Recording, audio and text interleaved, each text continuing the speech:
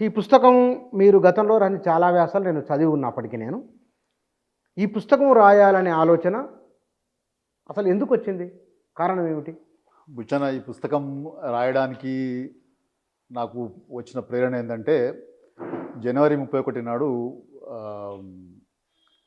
ఒక round table సమావేశం నీళ్లు నిజాలు అనే సబ్జెక్ట్ మీద జరిగింది సోమాజిగూడ ప్రెస్ క్లబ్లో. అందులో నేను కీలకోపన్యాసం చేశాను.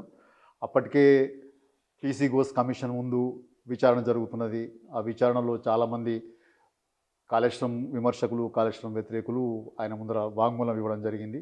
ఆ వాంగ్మూలం ఇచ్చిన తర్వాత మళ్ళీ వాళ్ళు బయటకు వచ్చి పత్రికలతో మాట్లాడడం, అదంతా ఒక చర్చ అప్పటి నుంచి జరుగుతూ వస్తున్నది.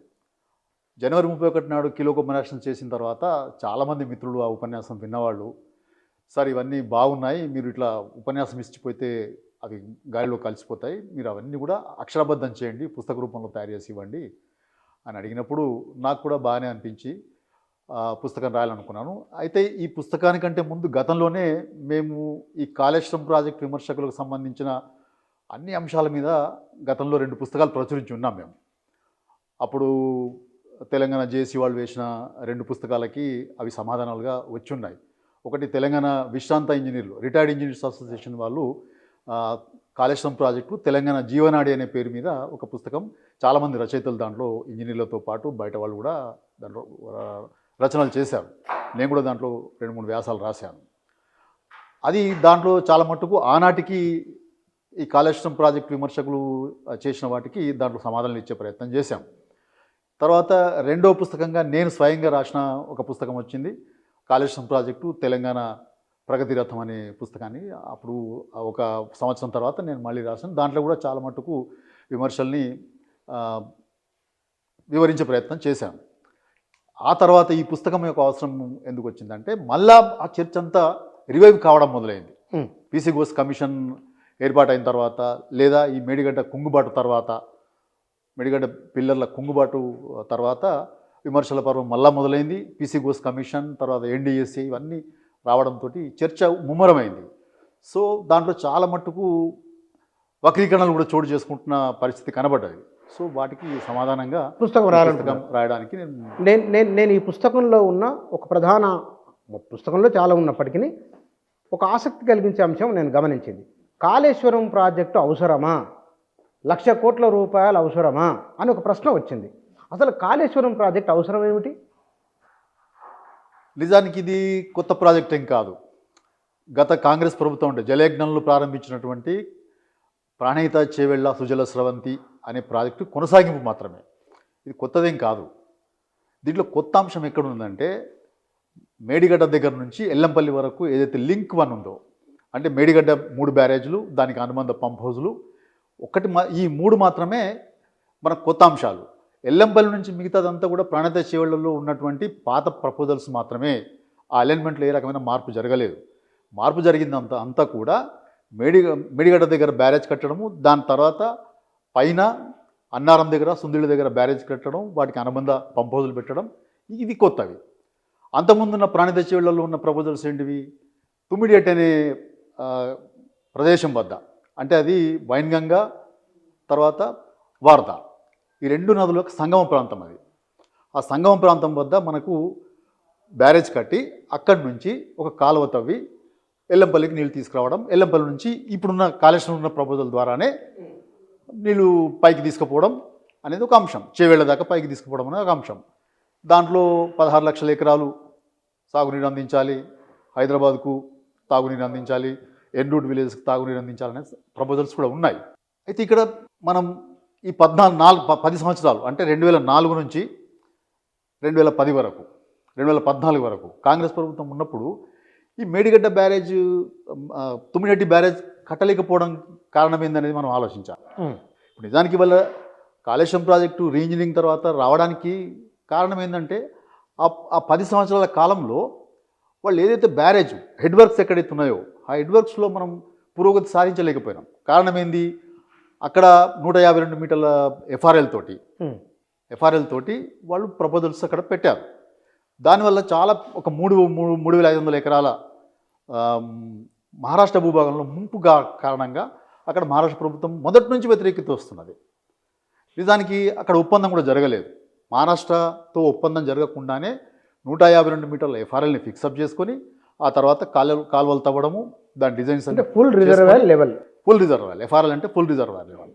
ఆ ఫుల్ రిజర్వాయర్ లెవెల్ మనం ఫిక్సప్ చేసుకునే ముందు మొదట మహారాష్ట్రతోటి వాళ్ళు ఒప్పందం చేసుకోవాల్సి ఉండే, కానీ అదేది జరగలే. ఏకపక్షంగానే ఇవన్నీ ఈ కంట్రోల్ లెవెల్స్ అన్నీ కూడా ఫిక్సప్ చేసుకొని కాలువలు తవ్వుకుంటూ చేవెళ్ళ దాకా ప్రాజెక్ట్ పనులు మొదలుపెట్టారు. 2007లో టెండర్లు పిలిచి 2008లో ప్రాజెక్ట్ పనులన్నీ గ్రౌండ్ అయినాయి.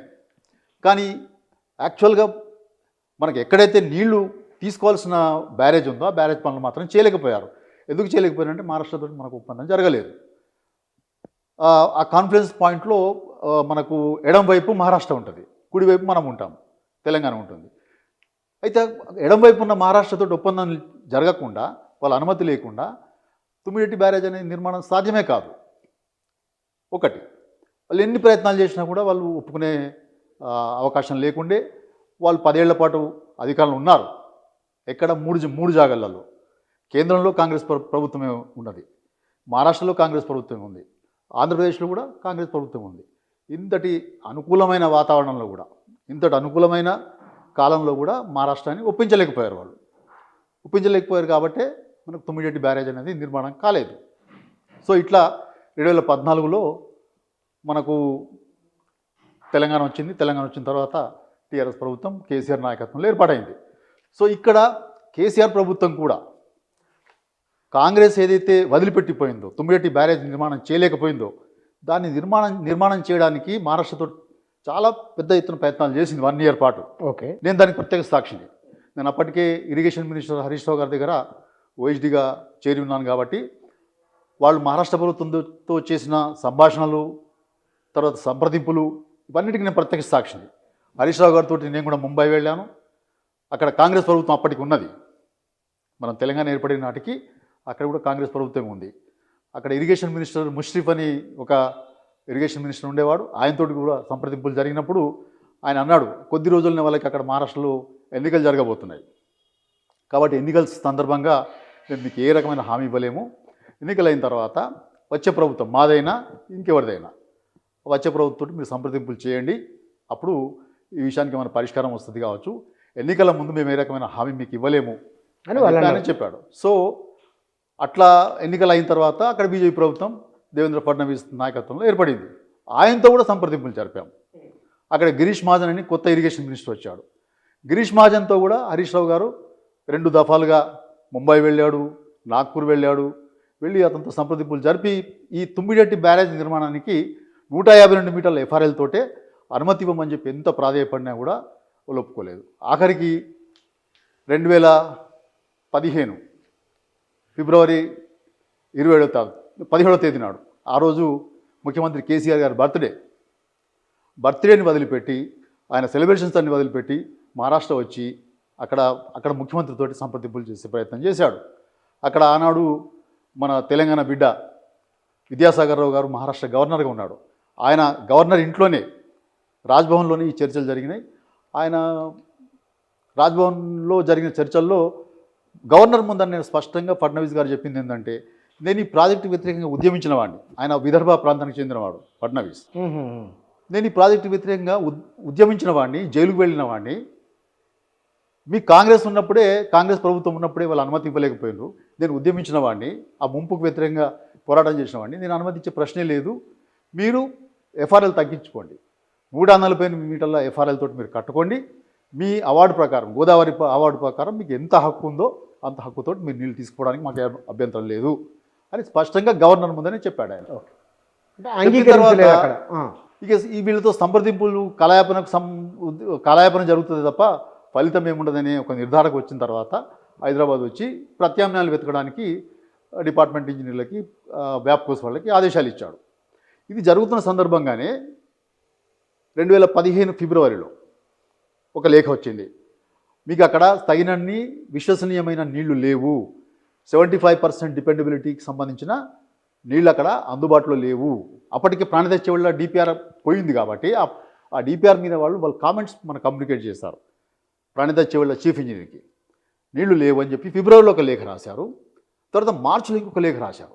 మార్చిలో అయితే చాలా స్పష్టంగా మీకు అక్కడ 165 టీఎంసీల నీళ్లు ఉన్నప్పటికీ దాంట్లో 63 టీఎంసీలు అప్పర్ స్టేట్స్ వాడుకునే నీళ్లు కలిసి ఉన్నాయి ఇప్పుడు వస్తున్నాయి కావచ్చు, కానీ వాళ్ళు భవిష్యత్తులో ప్లాన్ చేసుకున్న తర్వాత ప్రాజెక్టులు కట్టుకున్న తర్వాత 63 టీఎంసీలు మీకు రాకపోవచ్చు.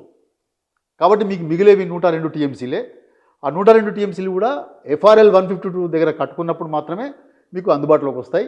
కానీ మహారాష్ట్ర వాళ్ళు 148 కట్టమంటున్నారు కాబట్టి 148కి తగ్గిస్తే ఇంకా మనకు అంటే మనం డ్రా చేసుకునే నీటి పరిమాణం తగ్గిపోతుంది. ఇవన్నీ ప్రాజెక్ట్ సిమ్యులేషన్ స్టడీస్లో తేలిన విషయాలు. కాబట్టి ఇవన్నీ బేరీజ్ వేసుకొని సిడబ్ల్యూసి వాళ్ళు చెప్పిన నీటి లభ్యతకు సంబంధించిన అంశాలను దృష్టిలో పెట్టుకొని మహారాష్ట్ర అభ్యంతరాలను దృష్టిలో పెట్టుకొని ఇక మనం ప్రత్యామ్నాయాలు వెతకాల్సిన అవసరం ఉందని చెప్పి ఈ వెతుకులాటలో మనకు మేడిగడ్డ దగ్గర దీన్ని 2 భాగాలు చేసినాం. దీన్ని మనం తుమ్మిడి దగ్గర బ్యారేజ్ని వదిలిపెట్టలేదు. అక్కడ ఉన్న అవైలబిలిటీకి సంబంధించిన వాటర్ అవైలబిలిటీని దృష్టిలో పెట్టుకొని ఆ నీళ్ళని ఆదిలాబాద్ జిల్లాకే పరిమితం చేసి మిగతా జిల్లాల అవసరాల కోసం కాళేశ్వరం ప్రాజెక్టు రూపకల్పన చేయడం జరిగింది. ఇది కథ.